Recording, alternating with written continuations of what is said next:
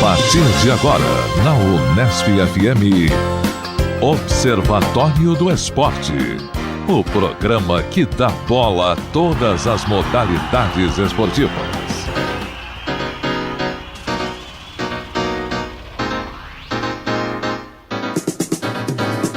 Um abraço para você sintonizado em 105,7 nas ondas da Unesp FM. Hoje é sábado, dia 13 de maio, o ano é 2017. Eu sou o Guilherme Dias e está começando mais uma edição do Observatório do Esporte. No Observatório, informação e análise dos acontecimentos esportivos da semana. Hoje vamos falar sobre transmissão online de jogos de futebol. Atlético Paranaense e Coritiba disputaram a final do Campeonato Paranaense com transmissão somente pela internet. Quais as vantagens? Por que a escolha de transmitir via internet? Entrevistamos o assessor do Coritiba, o Rodrigo Weinhardt, e o comentarista do clássico na internet, Felipe Rolim, além do jornalista Fernando Campos. Fique ligado, aqui no Observatório a informação vai além das quatro linhas. Hoje teremos as participações do Carlo Napolitano, também do Tuca Américo e conosco o Zeca Marques, torcedor símbolo da Portuguesa de Desportos. Um abraço para você, Zeca, que você trouxe para a gente essa semana. Abraço, Guilherme, abraço, amigos ouvintes. Não há amigos na mesa além de você, porque o Carlo e o nosso Carlo Napolitano e Tuca Américo estão ausentes. Fizeram uma participação gravada, a gente já vai ouvir daqui a pouquinho.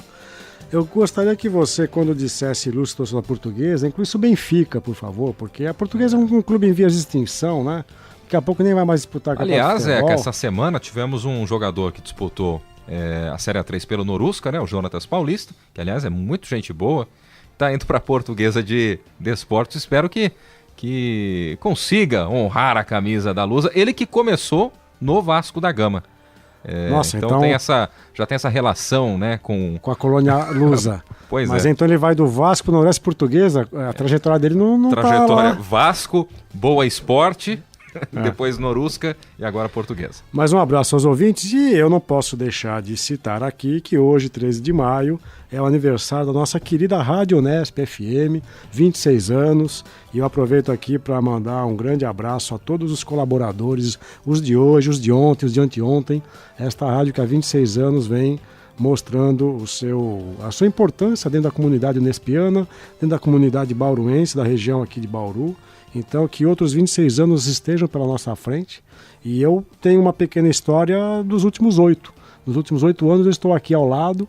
O nosso programa está na oitava época, na oitava temporada. Então aqui fica o meu grande abraço aos ouvintes e aos colaboradores que fazem esta Rádio Unesp, como nós fazemos, né, Guilherme? Sem dúvida, né? Meu quarto ano na rádio, mas a gente fica muito feliz de fazer parte aqui da Unesp FM. E 13 de maio, para mim, desculpa, é uma particularidade pessoal, né? É o dia de Nossa Senhora de Fátima.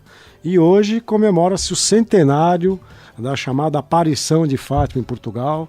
Está havendo já houve na madrugada do dia 12 para o dia 13 a chamada procissão das velas. O Papa Francisco está em Fátima, fazendo ali as suas cerimônias oficiais. Então é o centenário da aparição de Nossa Senhora de Fátima. Marcada a canonização, né? Na Cova da Iria, na localidade onde hoje se chama Fátima, que aliás fica muito próxima da cidade onde meu pai nasceu, que é Alcobaça. E eu, como católico e devoto à Nossa Senhora de Fátima, tenho até essa particularidade que une a fé com a rádio, olha só. Que legal, né? Apesar de ser uma rádio universitária laica, as coisas não se envolvem. Mas eu estou falando da questão de Fátima só para dar um outro ponto, né? Durante muito tempo no regime salazarista, Portugal ficou com o estigma de que era um país dominado pelos 3 Fs. Os 3 Fs que provocavam uma certa alienação política, de participação social e política por causa da ditadura salazarista. Quais são os 3 Fs, meu caro Guilherme? Quais são os 3 Fs? O primeiro F, Fátima, ou seja, a fé católica como elemento de alienação política social do indivíduo. E interessante que depois que Salazar percebe o poder da fé católica via a aparição da Senhora de Fátima, ele acaba cooptando essa questão da crença católica e passa a ser quase que algo utilizado pelo regime a favor do próprio regime. O primeiro F é Fátima. O segundo F é o fado. O fado, que aliás eu tenho um projeto com o nosso diretor Fábio Fleury, talvez fazer um programa sobre fados aqui na nossa rádio, mas o fado foi um gênero musical tipicamente português, hoje é patrimônio imaterial da humanidade, né? Mas durante muito tempo o fado sofreu o estigma de ser uma canção que também, numa visão marxista, neomarxista, provocaria uma certa alienação das massas em função do conteúdo quase sempre ligado ao desamor, à desesperança, à tristeza, à melancolia. Mas o fado, para quem conhece o fado, não é apenas isso. E o terceiro F é o futebol. O futebol que teve, então, fazendo esse tripé, Fátima, a crença católica, o fado, a alienação por força de uma comunicação de massa musical. E o futebol que seriam os três elementos que colaborariam com o regime, porque permitiriam justamente essa não consciência coletiva e essa aceitação do regime salazarista. E falo do futebol, que é o terceiro F, porque agora à tarde, neste sábado 13 de maio, o Benfica joga com Vitória de Guimarães no Estádio da Luz. Vamos falar mais a pouco sobre a transmissão via internet, via streaming por meio de dispositivos móveis. Esse jogo não será transmitido para o Brasil porque o Benfica tem a Benfica TV, a BTV, na verdade, que é o nome dela, como a detentora exclusiva dos direitos. Mas se o Benfica vencer hoje, ele é campeão nacional em Portugal, ele é tetracampeão. Então eu confesso que estou muito ansioso hoje, meu caro Guilherme, porque posso gritar, é tetra. E o Benfica, apesar de ser o maior campeão português dos campeonatos nacionais, nunca foi tetracampeão. O Sporting já foi tetra, o Porto já foi inclusive penta, o Sporting também, o Benfica nunca foi tetra. Mas se não me falha a memória, hoje ainda não é a última rodada, né? Não, hoje é a penúltima, mas o Benfica está 5 pontos à frente do Porto, Sim. O Porto do nosso diretor Fábio Fleury. O Porto está 5 pontos atrás, se o Benfica vencer, vai fazer uma diferença de 8. Sim. O Porto terá 2 jogos, porque é a penúltima rodada hoje, o Porto joga amanhã, apenas domingo. E com 8 pontos de vantagem, o Porto, mesmo vencendo os 2 últimos jogos, não consegue ultrapassar o Benfica. Ou seja, está muito difícil do Benfica perder esse título, né? Mesmo que o Benfica não vença hoje, se o Porto tropeçar amanhã, o Benfica é campeão assim mesmo. A questão é que o Benfica tem 2 jogos difíceis, o Vitória de Guimarães em casa e o Boa Vista fora. O Boa Vista que é da cidade do Porto, apesar de haver uma grande rivalidade local entre o Boa Vista e o Porto, né? E o Porto tem compromissos mais fáceis. Pega o Paços de Ferreira em casa, então deve vencer com facilidade. E na última rodada joga contra o Moreirense fora. Moreirense que pode depender desse resultado na última rodada para se salvar ou não do rebaixamento. Mas o Benfica, na verdade, se não vencer hoje, também com 2 empates, ele é campeão, porque ele está com 5 pontos de vantagem. 2 empates são mais 2 pontos, 7. Faltam 2 jogos. Então tudo indica que o Benfica poderá alegrar a massa benfiquista. Então, possivelmente, quem encontrar o nosso querido Zeca Marques aí durante o final de semana vai reparar que o Zeca está feliz da vida, com um sorriso largo, né?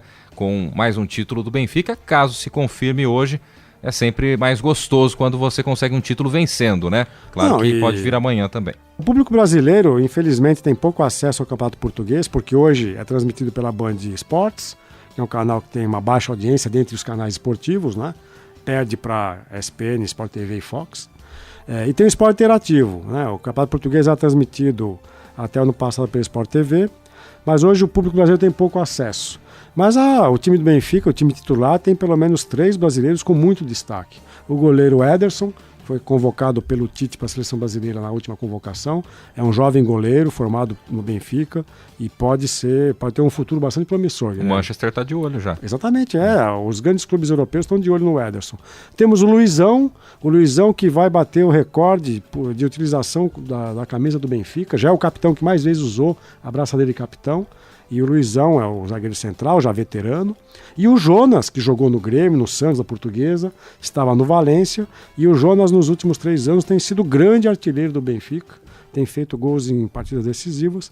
Então, há mais brasileiros, mas esses 3 são os com mais destaque nessa temporada. Então, só para o público brasileiro saber que o Benfica ainda conta com muitos brazucas na sua equipe.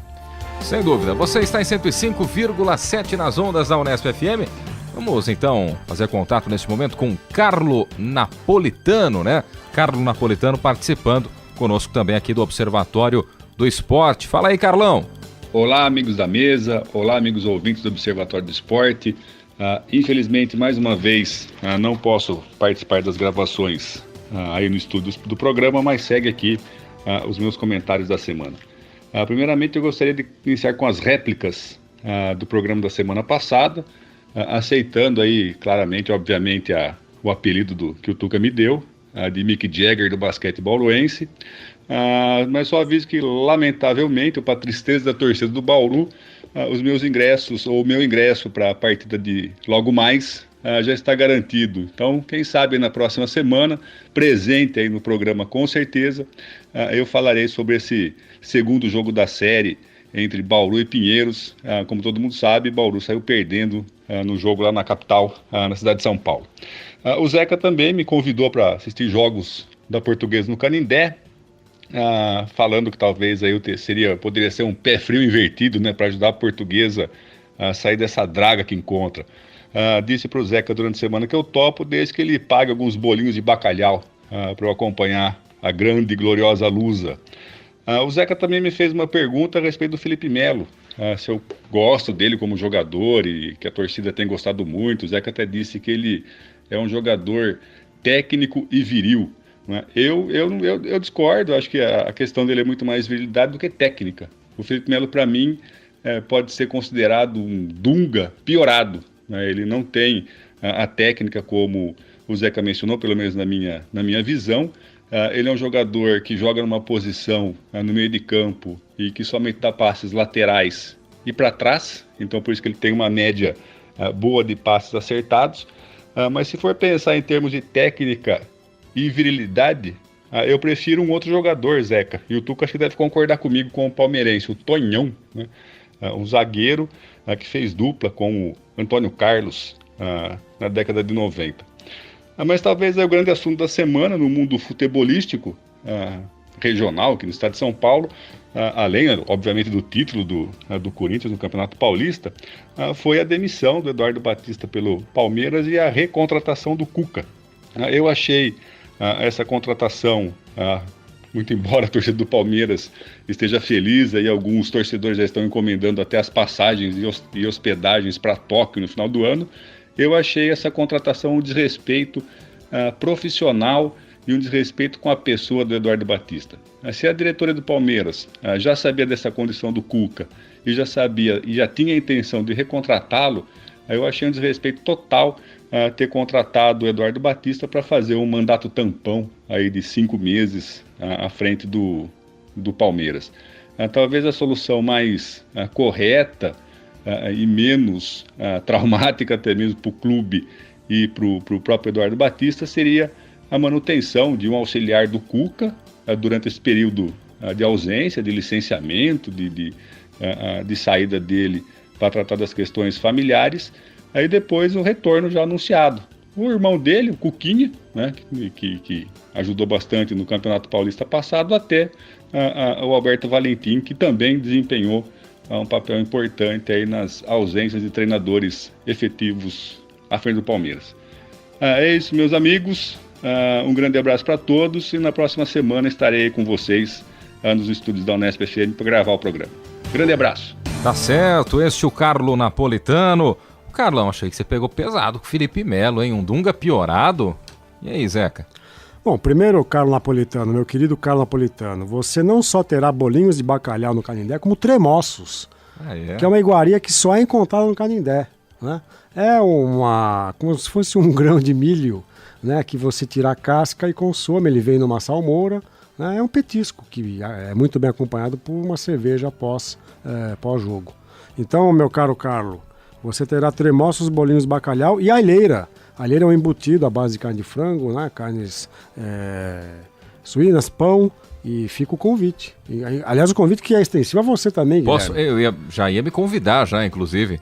Tá toda a rádio convidada para ir ao Canindé. Vamos levar público ao Canindé. Vamos levar o nosso querido Fleury também para dar sorte à Lusa. O Carlo Napolitano diz sobre o Tonhão. Eu tenho uma passagem aqui deplorável do Tonhão, que é a seguinte.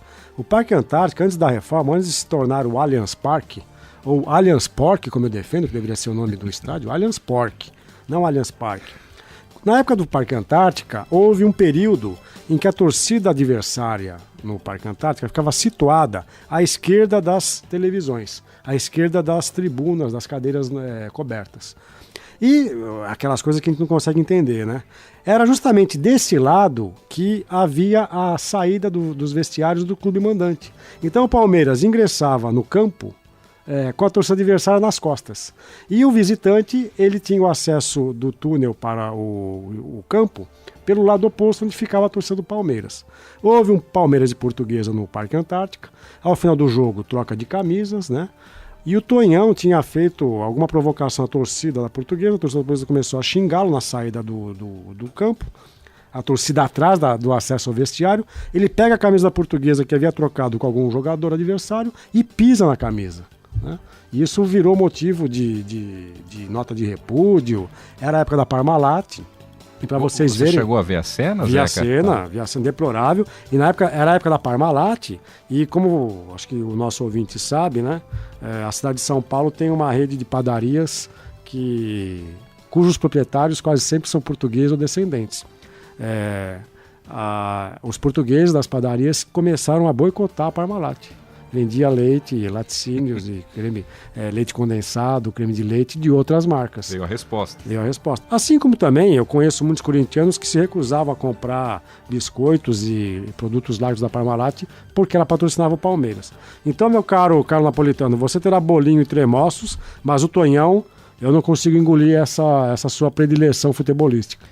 Você citou, Zeca, que alguns corintianos, por exemplo, se recusavam a usar produtos da Parmalat na época. O nosso querido Fábio Fleury já ergueu o braço já. Então é um dos exemplos, né? Você está em 105,7 nas ondas da Unesp FM. Só antes da gente fazer o contato também, chamar o Tuca Américo, o Carlão citou o basquetebol, né? Então fica até como prestação de serviço. Hoje teremos o jogo 2 da fase semifinal do NBB, 14h, no ginásio Panela de Pressão, Bauru e Pinheiros. Pinheiros venceu a primeira partida em São Paulo. Hoje o jogo 2, o jogo 3, na segunda-feira, 19h30, novamente no ginásio Panela de Pressão. Guilherme, antes de chamar o nosso Tuca Américo, só para situar, esse episódio do Tonhão no Parque Antártica foi em abril de 95. Então, mais de 21, agora 22 anos. 22 anos, exatamente. Sim. 22 anos. Legal. Bom, vamos então fazer contato com o Tuca Américo. Fala, Tuca. Saudações, amigos e ouvintes do Observatório do Esporte. Nessa semana eu fui acometido por uma virose e estou aqui em casa de repouso. Mas não é motivo para deixar de participar aí do programa e eu deixo aqui gravada a minha colaboração. Bem, a gente já falou aqui que esse ano que passou foi divulgado um grande esquema de doping na Rússia e que, de acordo com as investigações, durou anos e contou inclusive com o suporte do governo russo. O resultado foi que a equipe russa de atletismo não pôde competir, né, nas Olimpíadas do Rio de Janeiro e toda a delegação russa de todos os esportes foi banida também da Paralimpíada. O atletismo foi o esporte mais afetado pelo famigerado escândalo. A Rússia ainda admitiu problemas, mas afirma que o governo não está envolvido. O time russo de atletismo está banido de competições internacionais, inclusive do Campeonato Mundial que acontece agora em Londres, né, em agosto desse ano. Bem, a questão é a seguinte: o jornalista Matheus Pimentel afirma em matéria que está disponível lá no site Nexo, que é um jornal bem legal online, que a Federação Internacional de Atletismo quer apagar, ou seja, desconsiderar todos os recordes mundiais que aconteceram, ou seja, anteriores a 2005. Bem, nesse 1º de maio, a entidade máxima do atletismo europeu, a European Athletics, anunciou uma proposta no mínimo inusitada. Ela quer anular todos os recordes mundiais que foram registrados antes de 2005. Ainda de acordo com a mesma matéria, as marcas, né, anteriores a 2005 só serão válidas se seguirem 3 condições. Se a marca tiver sido obtida em uma competição que consta numa lista de eventos internacionais aprovados, onde são garantidas normas de mais alto padrão de arbitragem e também equipamento técnico. Se o atleta tiver sido submetido a um certo número ainda a ser combinado de testes antidoping nos meses anteriores à marca. E, por fim, se as amostras do atleta, após ele ter quebrado o recorde, forem armazenadas e ficarem disponíveis para novos testes por 10 anos. Como a Federação Internacional de Atletismo só começou a armazenar essas amostras de sangue e urina em 2005, todas as marcas anteriores não cumpririam esse critério, portanto, seriam inválidas. O presidente da European Athletics, Sven Arne Hansen, afirma que os recordes não têm sentido se as pessoas não acreditarem neles. O fato é que esse texto vai ser votado pela Federação Internacional de Atletismo agora em agosto e a tendência é que seja aprovado. Sebastian Coe, que foi bicampeão olímpico dos 1.500 metros nas décadas 70 e 80, já disse ser favorável à anulação. Segundo ele, vou aqui abrir aspas, haverá atletas, atuais recordistas mundiais, que sentirão que a história que estamos reajustando irá tirar algo deles. Mas se a alteração for organizada e estruturada apropriadamente, temos uma boa chance de ganhar credibilidade de volta nessa área, ou seja, em termos de recordes e antidoping. Já a atleta britânica Paula Radcliffe, que é uma crítica desse apagamento dos recordes, e que foi recordista da maratona em 2003, disse numa rede social, no Twitter, que, abre aspas, as entidades têm o dever de proteger todos os atletas limpos, e agora eles falham de novo com esses atletas. Nós tivemos que competir contra trapaças, elas não conseguiram nos garantir uma disputa equilibrada, nós perdemos medalhas, momentos e dinheiro devido às trapaças. Vimos nosso esporte na lama e agora, graças aos que roubam, podemos potencialmente perder nossos recordes mundiais e continentais. É uma situação complicada essa, eu acredito, né? O britânico Colin Jackson também, que tem uma marca histórica aí nos 60 metros com barreiras em pista coberta, indoor, esse recorde foi obtido em 1994, disse ao jornal inglês The Guardian que a medida não atingirá o objetivo de dar mais credibilidade ao esporte, e abre aspas, em vez disso, põe em dúvida gerações de performance do atletismo. Bem, amigos da mesa, para vocês terem uma ideia, 40% dos atuais recordes mundiais do atletismo foram obtidos antes da data proposta, 2005. Então, pergunto a vocês, o que vocês pensam sobre essa proposta? Polêmica, né? Bem, espero que na semana que vem já esteja recuperado e possa participar com vocês aí no estúdio da gravação do nosso Observatório do Esporte. Abraços a todos. Muito bem, este é o Tuca Américo e eu passo a palavra para o nosso querido Zeca Marques. Bom, pode falar, Zeca, já eu vou falar do vôlei. A questão do doping é o que mancha o esporte, né? Mancha de maneira indelével. E essa proposta de anular os recordes, ela também tem um outro papel, né? Se você anula recordes, você abre a brecha para que novos recordes sejam conquistados. Quer dizer, então você faz girar a própria roda do interesse mercantil do esporte, de obtenção de recordes, de marcas. Então, se a gente vai retroagir, fica mais fácil para que esses recordes sejam batidos com uma certa rapidez, né?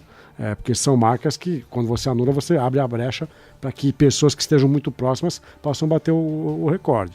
Agora, eu também fico pensando que essas revisões, esses revisionismos são sempre muito complicados, porque ou é para revisar tudo, né? Ou não é para revisar nada. Quer dizer, essas revisões seletivas, então a gente depois fica com aquele gosto amargo, né, de conquistar uma medalha olímpica 4 anos, 6 anos depois da prova ter acontecido. Isso vem acontecendo com alguns, inclusive atletas brasileiros, que ficam herdando medalhas de bronze, né, ou medalhas quase sempre de bronze, porque alguma equipe é desclassificada no revezamento X, no revezamento Y. E que muitas vezes passa batido mesmo, né, Zeca? Ninguém dá... Passa batido. E aí, essa conquista, essa medalha que cai no colo, ela não tem a mesma importância, o mesmo significado de quando é conquistada ali no local, no aqui e agora. Agora, eu acho que o doping é um problema e é aquela briga, aquela luta do gato querendo pegar o rato. As forças antidoping vão criar cada vez mais mecanismos de tentar barrar o uso de substâncias proibidas, e a indústria do doping, que é muito forte, que é muito poderosa, a indústria do esporte de alta competição, vai sempre procurar maneiras de poder driblar essa vigilância antidoping, né? E a ESPN Brasil, cerca de 10 anos atrás, já tinha feito uma sequência de reportagens sobre o caso, e há quem defenda que hoje não há esporte de alto rendimento, especialmente os que envolvem velocidade, né, provas de atletismo, natação, em que as pessoas não se dopem. Ou seja, todo mundo, de uma forma ou de outra, acaba ingerindo substâncias ilícitas. O que é outro problema, né? É outro problema que fere algo que a gente comentou na aula passada, por exemplo, que é a questão do fair play esportivo. Fair play é você competir em igualdade de condições e o melhor, o mais apto, o mais condicionado é o que vence. Bom, só para aproveitar e falar um pouco do time de vôlei aqui de Bauru também, o vôlei feminino, né, que está pensando já na próxima temporada, vem por aí disputa de Campeonato Paulista, de Superliga, e a equipe se mexendo nos bastidores, principalmente para trazer reforços e para renovações. Então, o vôlei de Bauru confirmou a renovação até o momento das centrais Valquíria e Angélica, também da levantadora Juma, e nesta semana acertou o contrato com a ponteira Carol Westerman, que vai defender o time de Bauru aí por mais uma temporada. Outros reforços virão, né? Outras jogadoras deverão chegar nos próximos dias, nas próximas semanas, mas o time de Bauru vai montando novamente uma equipe competitiva para a próxima temporada, né? Tanto do nacional como também do estadual. Você está em 105,7 na Unesp FM, este é o Observatório do Esporte. Mais algum tópico, Zeca? Sim, eu queria comentar algo que aconteceu no último domingo no estádio do Corinthians, em Itaquera. Não chamou a atenção de você, né? Nada no comportamento ou nas camisas do Corinthians que a torcida usava com grande intensidade, né? Uma grande quantidade de camisas específicas do Corinthians. Não chamou a atenção de você? Nas camisas, confesso que não, Zeca. Não, porque normalmente o corintiano que vai ao estádio costuma usar a camisa branca, que é a camisa número 1. Né? Acho que se fosse fazer uma pesquisa, deve ser da ordem de 70% brancas e 30% as camisas listradas número 2. Né? Uhum. E no último domingo chamou minha atenção que naquilo que as imagens de TV mostraram, havia uma grande quantidade, eu diria até majoritária, de torcedores usando a camisa número 2, a camisa preta com as listras brancas fininhas. Você acha que isso faz algum sentido no jogo do último domingo ou não? Por que isso aconteceu? Em referência a 1977. Justamente, é para mostrar o quanto que a torcida de futebol fica sempre ligada a tradições, superstições. Então, foi com essa camisa que o Basílio marcou o gol em outubro de 77, o gol que pôs fim àquela fila histórica do Corinthians. E acho que a torcida corintiana quis fazer uma homenagem, ou até de maneira, como eu disse, supersticiosa, utilizar no campo, no estádio, a camisa número 2. E eu nunca tinha visto isso em jogos do Corinthians, quer dizer, um predomínio do uniforme número 2. E vejam como essa questão da superstição é tão forte. O Jadson, o jogador Jadson do Corinthians, adotou o número 77 para a disputa do Campeonato Paulista. E ele teve até a felicidade de marcar um gol no primeiro jogo em Campinas. Aliás, nós comentamos sobre o fair play na semana passada, passou batido uma questão. O Jadson, quando marca o segundo gol do Corinthians, né, em Campinas, ele vai em direção à torcida da Ponte Preta de maneira muito assintosa, fazendo uma provocação que não tem nada a ver com fair play. E o árbitro assistente faz uma repreensão assim veemente do comportamento do Jadson, e aí ele para, e outros jogadores chegam e começam a comemorar com ele. Mas é interessante ver que ali o árbitro assistente interveio de maneira, acho que correta, para evitar algo que poderia redundar numa espécie de conflito com os jogadores da Ponte Preta. Ele foi muito assintoso e desrespeitoso com a torcida da Ponte Preta. E caberia um cartãozinho amarelo ali, né? E o Jadson estava pendurado. Caberia, não pois é. Mas bom, o Fagner também foi suspenso e com efeito suspensivo jogou a final. Isso é algo também deplorável na justiça desportiva no Brasil. Como é que um jogador que estava suspenso pelo Tribunal Esportivo consegue um efeito suspensivo e joga a última partida? Aconteceu com o próprio Fagner no lateral direito. E Guilherme, nesse final de semana eu só queria destacar, né, já falamos do Campeonato Português que pode conhecer o campeão neste sábado, mas é interessante ver que a reta final dos campeonatos europeus vai chegando ao fim e é capaz também que tenhamos outros campeões, né? Na Inglaterra talvez o Chelsea possa comemorar o título. Está bem encaminhada a coisa, porque aliás, o Tottenham está bem a hora que esse programa vai ao ar no sábado às 11 da manhã, é capaz até que já tenha um campeão inglês, de acordo com a agenda dos jogos. Na Itália, a Juventus pode ser campeã, não está garantida matematicamente. Ela enfrenta a Roma amanhã, que é vice-líder, então um empate Exatamente. dá o título para a Juventus. Na França, o Monaco, como dizem na França, também está com uma vantagem sobre o Paris Saint-Germain. E na Espanha, talvez ainda tenhamos que esperar a última rodada nessa disputa passo a passo entre Real Madrid e Barcelona. Mas a temporada europeia vai terminando e teremos daqui a algumas semanas a final da Liga dos Campeões, também num sábado. Temos a oportunidade, inclusive, de discutir isso. A grande final no País de Gales entre Juventus e Real Madrid. E se a gente parar para pensar, o desgaste das últimas rodadas do Campeonato Espanhol e do Campeonato Italiano, tenho a impressão que a Juventus vai conseguir levar muito melhor, administrar muito melhor, porque ela pode ser campeã já amanhã. Já o Real Madrid não tem a chance de ser campeão nesse final de semana, né? Então, eu acho que a Juventus está mais preparada para essa final da Liga dos Campeões do que o próprio Real Madrid, né? Bom, já que a gente citou os principais torneios da Europa, né, os principais nacionais lá na Europa, lembrando sempre que o Campeonato Brasileiro começa hoje, 4 da tarde a bola vai rolar para Flamengo e Atlético Mineiro, 7 da noite em Itaquera, Corinthians e Chapecoense, amanhã 11 da manhã Fluminense e Santos, também amanhã, só que 4 da tarde, a bola rola para Cruzeiro e São Paulo, Palmeiras e Vasco da Gama, Avaí e Vitória, Bahia e Atlético Paranaense, Ponte Preta e Sport Recife. Ainda neste domingo, mais às 7 da noite, o Grêmio recebe o Botafogo e na segunda-feira, 20h, fechando a rodada de número 1, o Coritiba enfrenta o Atlético Goianiense. Este é o Observatório do Esporte. Agora vamos para a matéria desta semana. A voz, a locução de Isaac Toledo. Observatório do Esporte. Confira a reportagem da semana. Um tema em debate.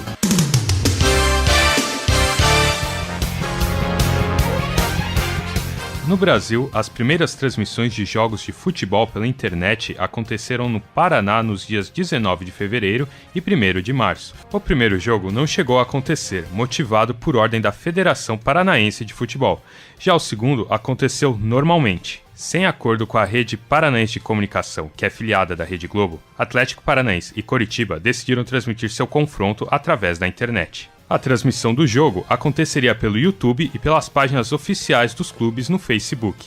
Até que a Federação de Futebol adiou o jogo, afirmando que muitos profissionais da imprensa não estavam credenciados. Apesar disso, as diretorias dos clubes acreditam que o cancelamento do jogo ocorreu devido à transmissão online não ter direitos. Após o ocorrido, os canais do YouTube do Atlético Paranaense e do Coritiba ganharam 15 mil e 20 mil novos inscritos. Além disso, suas transmissões online chegaram a um público de 455 mil no Atlético e 224 mil no Coritiba.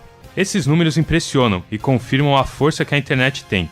Fernando Campos, repórter e comentarista do Esporte Interativo, comenta que o ideal é que as emissoras se acostumem a transmitir os jogos de futebol pela internet. Então, a internet é o futuro, né? Aliás, a internet já é o presente. A gente tá numa era de redes sociais. E acho que o ideal é que as transmissões esportivas entrem nesse mundo de vez. Eu acho que é uma iniciativa muito positiva. Você tem hoje um público muito maior com um acesso à internet, ao Facebook, ao Instagram, ao YouTube, que hoje tem números melhores, por exemplo, do que TV. Então, o ideal é também caminhar por esse mundo. Fernando também conversou sobre a participação do esporte interativo nas transmissões pela internet. O esporte interativo que investiu muito no iPlus, que é uma rede nossa que passa os conteúdos do esporte interativo, porque já sabia que era muito importante você investir em outras plataformas, investir na questão da internet.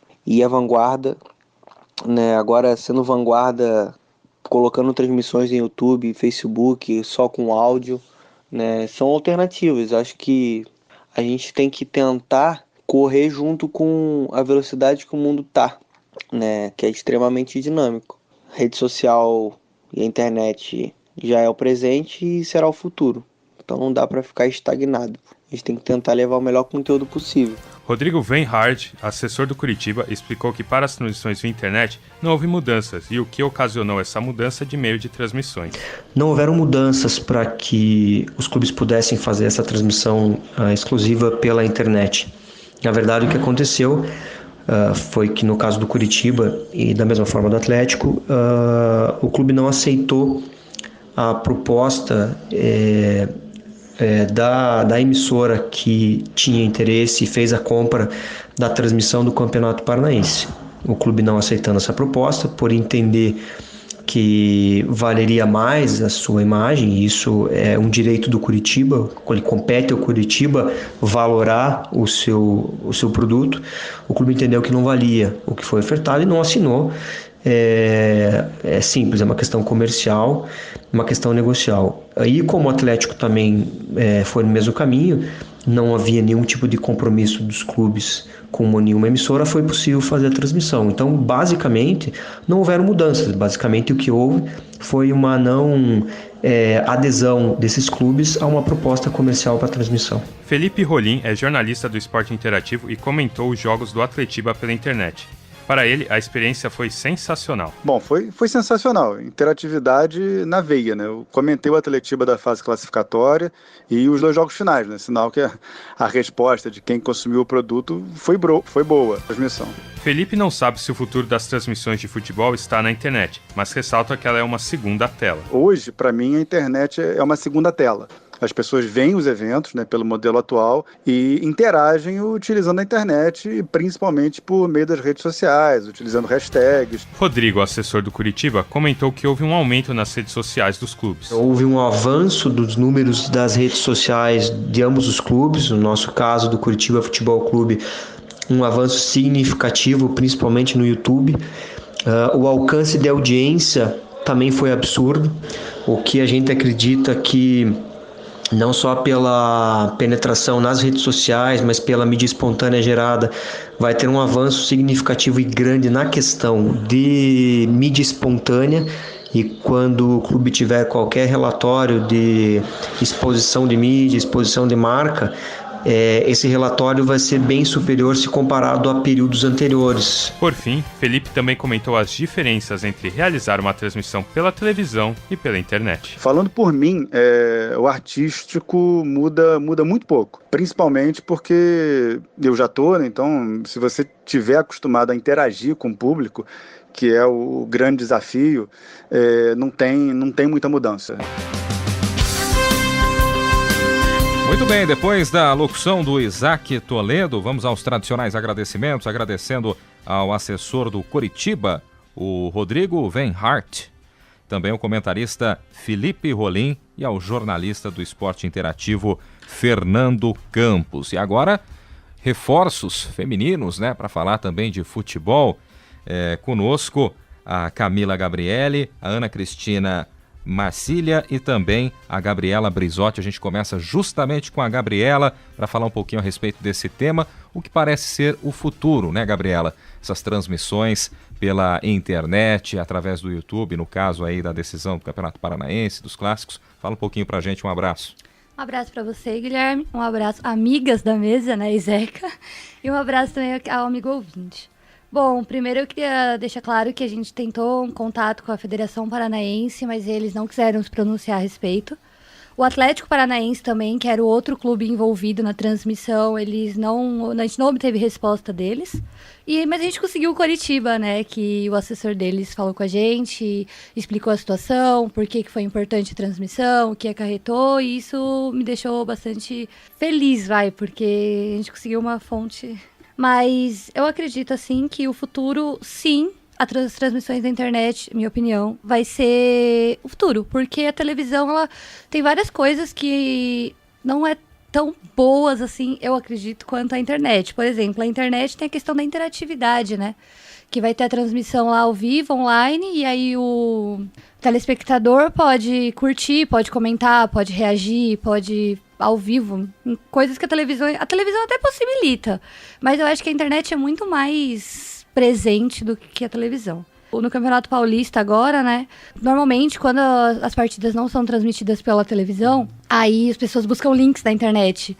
E no último campeonato, então, não tinha transmissão. Se você colocasse no YouTube, por exemplo, o link do jogo, a transmissão caía. E muitas pessoas buscavam. Se você acompanhasse uma transmissão via YouTube, você via que tinha milhares de pessoas querendo assistir. Porque muitas não têm a possibilidade, né, de pagar uma TV fechada. Né? Então, eu acho que a transmissão pela internet, no futuro, assim, isso que eles fizeram foi uma sacada tremenda. Tanto que eles falam que teve audiência, assim, gigantesca. A gente fala sempre no futuro, né? Mas é algo constante já no presente, que a gente aposta num crescimento a médio e longo prazo e do uso mais até facilitado para muitas pessoas que hoje ainda não têm este acesso. Pois não, Zé, quer falar alguma coisa? Gabriela, quantos anos você tem? Tenho 20. Então, você tem 20 anos, eu tenho 50. E apesar de ser um grande utilizador de internet, redes sociais e consumir informação pela internet o dia inteiro, eu particularmente tenho uma certa resistência a, por exemplo, ver um jogo numa telinha de um dispositivo móvel. Eu gosto de tela de verdade para poder ver o jogo. Assim como o cinema é incomparável assistir a um filme numa tela de cinema do que numa tela de televisão. Eu também acho incomparável assistir a um jogo numa tela de televisão, qualquer que seja a dimensão dela, e ver num celular, num laptop, num tablet. Meu pai, por exemplo, que é mais velho do que nós todos, meu pai tem 83 anos, ele consome futebol o dia inteiro. Se você entregar um celular para ele, ele vai se recusar a ver um jogo no celular, ele quer ver na televisão. né? Então, apesar de achar que esse é o futuro e o presente, a internet para mim tem uma facilidade, é o fato de haver um consumo sob demanda. Nós não ficamos reféns da programação que a televisão cria para aquela grade do horário. Então, por exemplo, a gente comentou isso na semana passada, a Globo transmitiu a semifinal entre Real Madrid e Atlético no primeiro jogo no estádio do Real Madrid, e no dia seguinte não transmitiu Mônaco e Juventus pela outra semifinal da Liga dos Campeões. Então a internet permite que a gente possa ter o consumo que a gente deseja, a hora que a gente deseja. É lógico que futebol, para mim, só faz sentido ao vivo. Não faz sentido rever o jogo sabendo-se já qual que é o resultado, né? Mas essa questão do Atlético do Coritiba eu acho fantástica, né? Eu já dei uma entrevista, inclusive, para a TV Unesp sobre isso. Eu acho que é um caso, um ponto de viragem na história da transmissão esportiva no Brasil, e eu acho que ela só vai ter um outro impacto quando conseguir juntar dois clubes de maior expressão em nível nacional. Porque, com todo respeito ao Atlético Coritiba, a gente sabe que no Paraná o Corinthians é a segunda torcida do estado. Quer dizer, a primeira torcida acho que é o Atlético, a segunda torcida, qualquer pesquisa que se faça, é a do Corinthians. Então o Coritiba, inclusive, é a terceira força de torcedores no estado. Então, quando essa questão de transmissão envolver um Corinthians e um Palmeiras, um Flamengo e um Vasco, um Atlético Mineiro e o Inter de Porto Alegre, eu acho que aí as televisões vão se preocupar mais, né? E eu falo aqui sobre uma questão que envolve o meu clube do coração, que é o Benfica. O Benfica, já há cerca de 4 anos, criou uma TV própria, e essa TV é a que detém os direitos de transmissão dos jogos que o Benfica realiza em casa, no Estádio da Luz, né? Tanto que isso acaba gerando um problema para quem vive no Brasil. A Benfica TV não tem a comercialização do seu pacote nas TVs fechadas. Então, quando o Benfica joga em casa, Band Esportes não transmite os jogos do Benfica por uma falta de acordo, né? E então, também o esporte interativo, né? O esporte interativo. Eu fico privado de ver o meu clube porque ele tem uma geradora própria e isso acaba provocando alguns problemas de negociação, né? Eu tento acessar a Benfica TV pelo computador, e aí o que aparece na tela é que eu não tenho o direito de acessar esse conteúdo porque eu não vivo em Portugal, eu vivo em outra área, né? Então eu vejo que isso move com tantos interesses, né? Mexe com tantos interesses, que eu acho que hoje é o futuro, mas talvez, Gabriela, quando você chegar à minha idade de 50 anos, ou seja, daqui a 30, a internet já esteja até obsoleta. Eu acho que já pode haver uma outra plataforma comunicacional que vai ser a inovação do momento, né? Mas eu acho ainda que o limite da internet é a recepção e o tamanho de tela para se acompanhar a partida.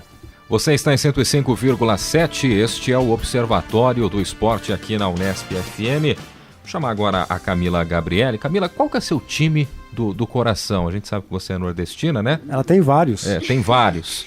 Sim. Em cada estado é uma paixão. Aqui em São Paulo, por exemplo, vamos lá. Aqui em São Paulo é o Corinthians. Tá, lá no Nordeste? Então, como eu sou de Salvador, tem o Bahia. O Bahia. É o Bahia. Tem o Bahia e o Bahia. Vitória também. Com muita simpatia pelo Vitória e também Sim. pelo Galícia. Tá certo. Mas você meio que fica dividido, né? Entre Bahia e Vitória, apesar deles serem rivais, assim. Entendo perfeitamente. Mas geralmente eu não assisti os jogos lá, então. Então, é justamente isso que eu ia perguntar, né? Você tem fácil acesso, como é que você avalia agora morando no estado de São Paulo, quando você vai assistir um jogo, de repente, do Bahia, do Vitória? É mais comum pela internet? Como é que funciona nesse sentido? Um abraço para você. Então, um abraço a todos. Então, em relação ao acesso que eu tinha lá, eu considero que seja o mesmo, porque eu morava numa capital.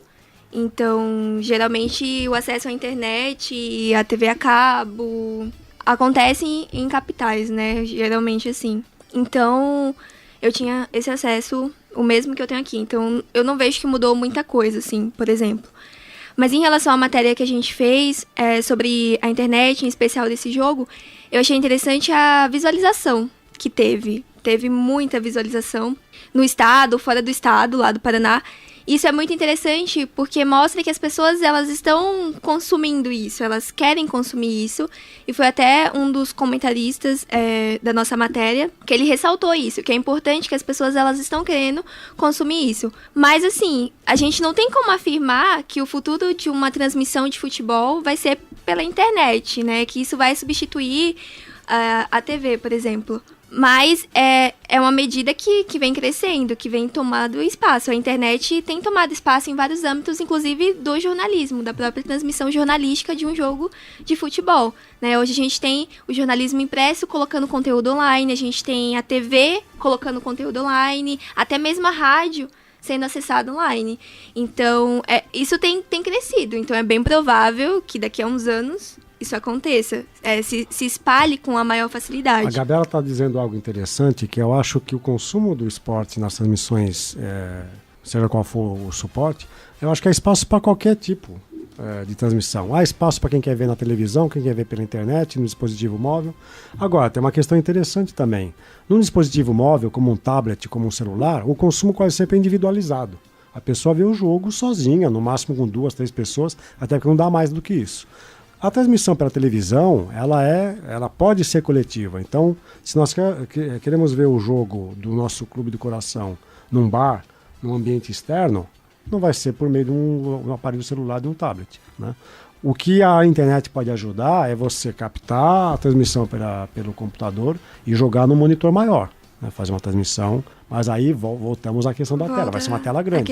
No final do ano eu tive um exemplo, não foi nem em Bauru, né? Em Ribeirão Preto, um bar pessoal, os donos, né, os proprietários pegaram do notebook, jogaram para uma tela, né, através de um cabo e jogaram ali aquela transmissão no bar, o que não é nem permitido, né? É proibido essa transmissão, mas paciência.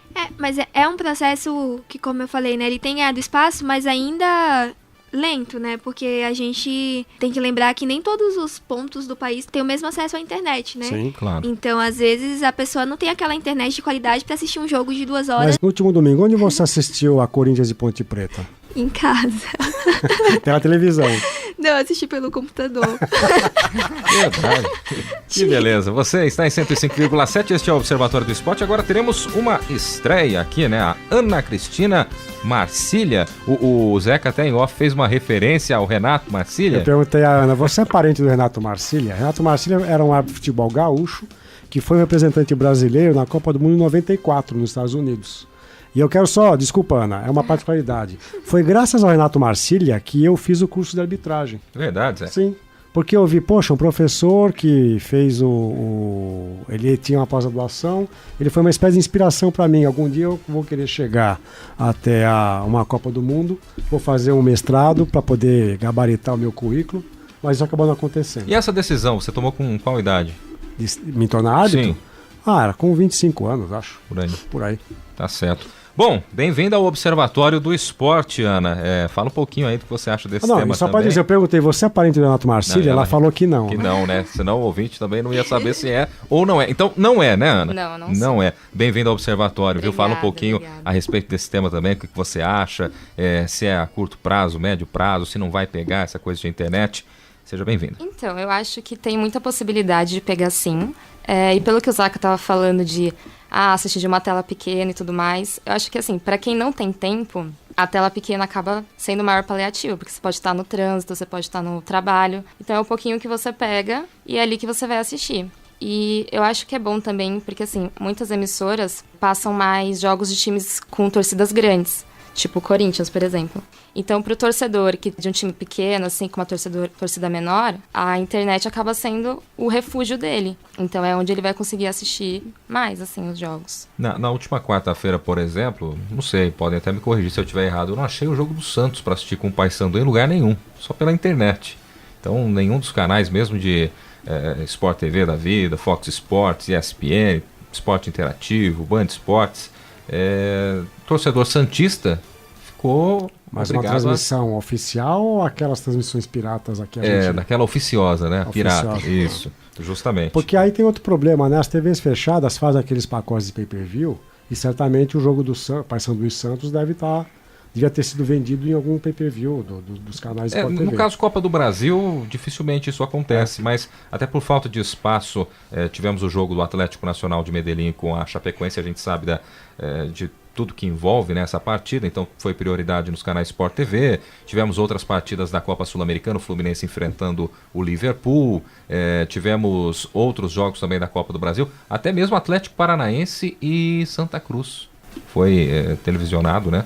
E tivemos esse problema aí com o Santos, talvez até pela escolha do Santos de partir para o esporte interativo. Agora uma pergunta, você indagou a Camila para que time ela torcia. E a nossa estreante do dia, você nem pediu que ela se manifestasse? Não, porque tinha... fazia já parte do gancho para a pergunta, mas acho que cabe também. A Gabriela, a gente já disse em outras oportunidades que é torcedora do São Paulo. E a Ana? Eu sou torcedora do Palmeiras. Do Palmeiras. Então estamos bem representados na mesa. Sim, corintiana, São Paulina, palmeirense, torcedor da Portuguesa de Desportos e um vascaíno. Tá certo? Tudo em casa. O Instagram também tem uma ferramenta interessante, que agora é a ferramenta do ao vivo, onde eles pode transmitir qualquer coisa ao vivo. E o São Paulo, ultimamente, eu acompanho mais o São Paulo, quando tem jogo, eles fazem transmissão ao vivo também da partida. Claro que não é uma transmissão com narração, com efeitos, tudo, é uma transmissão gravada de um celular. Não tem aquela estrutura, né? Sim, não tem uma grande estrutura, mas é gravada de um celular, mas pra quem não tem, pra quem tá ali, de repente, quer ver o que tá acontecendo no momento, um lance, é interessante. Então eles acabam transmitindo, tipo, não é também a partida inteira, é tipo 10, 15, 20 minutos de jogo, mas eles acabam transmitindo desde aquecimento até a parte do jogo mesmo, e eles transmitem ao vivo pela ferramenta do Instagram. Já que a gente tocou nesse assunto, né, é importante a gente falar também que o site da Federação Paulista de Futebol, né, puxando aqui para a nossa região, transmitiu várias partidas de Noroeste, Marília, agora também com 15 de Jaú, tanto nas séries A3 e Série B, que é o equivalente à 4ª divisão estadual. Isso porque nenhuma emissora se interessou, é claro, a Rede Globo com a Série A1, os canais Sport TV transmitindo várias partidas esse ano da Série A2 do Campeonato Paulista, mas a Série A3 e a Série B são os chamados patinhos feios, né, nessa história. Então, muita gente acessando, isso refletiu até mesmo nas rádios aqui em Bauru, viu, Zeca? Porque a emissora que transmite já há muitos anos, que é a Rádio Auriverde AM, a partir do momento que você tem à disposição no site da Federação Paulista de Futebol o jogo do Noroeste lá em Osasco, lá em São Paulo, lá em São José dos Campos, o Jornal da Cidade deixava na capa, no site, justamente o link para a partida, e isso interferiu diretamente na audiência da emissora de rádio. Então, uma coisa vai puxando a outra, né, Zé? Mas olha só, o Campeonato Brasileiro que começa nesse final de semana vai ser transmitido apenas pela Globo, porque nenhuma outra emissora aberta se interessou em fazer a parceria ditada pela própria Globo. Isso já tinha acontecido ano passado, quando a Bandeirantes acaba abdicando de transmitir. Então a Globo, na verdade, merece esse tipo de afrontamento, né, de outras possibilidades de transmissão, porque eu achava um pouco inadmissível a Globo ter os direitos do Campeonato Brasileiro, negociá-los com a Bandeirantes, tinha negociado antes com a Record, depois voltou com a Bandeirantes, e exibirem sempre o mesmo jogo no mesmo horário, né? Eu acho que não faz sentido isso. Então, se a Globo não quer transmitir o jogo do sábado, não quer transmitir o jogo da quinta-feira, então faça uma parceria e permita que no sábado a Bandeirantes, a Rede TV, o SBT, transmitam o jogo que eles quiserem, porque está no sábado, e a mesma coisa na quinta-feira. Já que a grade da Globo não permite mais do que 2 partidas por semana, é sempre a da domingo à tarde e é sempre a da quarta à noite, então por que não fazer essa parceria com jogos diferentes? Isso tudo é receio do Luciano Huck, da novela das 6, levar qual que é o sentido? Qual que é o sentido de você ver um Corinthians e Flamengo na Globo e um Corinthians e Flamengo que está sendo transmitido em outro canal ao mesmo tempo, né?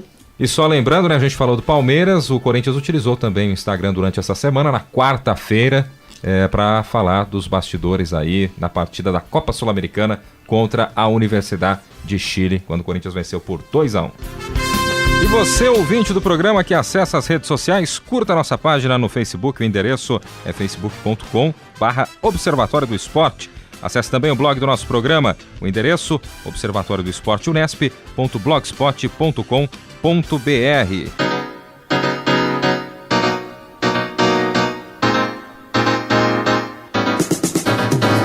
E o Observatório do Esporte deste sábado vai ficando por aqui. Teve locução de Guilherme Dias, com comentários do Zeca Marques, também participações aí do Tuca Américo e do Carlo Napolitano. Equipe de reportagem: Gabriela Brizotti, Tomás Garcia, Camila Gabriele, Sérgio Pantolfi, Aline Campanhã, Marina Borges, Gustavo Lustosa, Isaac Toledo, Ana Cristina Marcília e também Luana Antunes.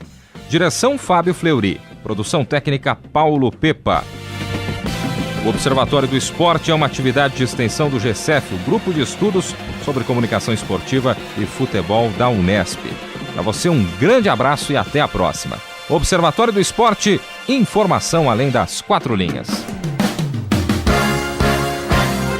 A Unesp FM apresentou Observatório do Esporte, o programa que dá bola a todas as modalidades esportivas.